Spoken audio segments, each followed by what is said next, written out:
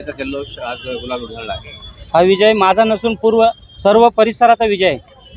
सर्व वयस्कर लहान मुलांपासून तर महिलांपासून जी केलेली मेहनत आज ती काम आलेली आहे आणि फळाला आलेली आहे. अपक्ष लढवला आणि ते निवडून आला, म्हणजे कसं बघताय ना सर्व? अपक्ष म्हणजे जे आमच्यावर केलेलं पक्षाने अन्याय, त्या अन्यायाला वाचा मी फोडली नाही तर या जनतेने फोडलेली आहे.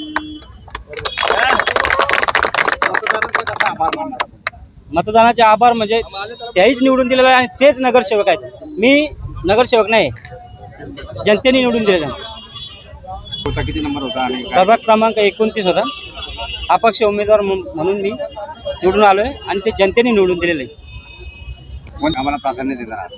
सर्वच जे कामं आहेत ते रोजगार, पाण्याचा प्रश्न आहे, रोडची समस्या आहे, गटारांची समस्या आहे.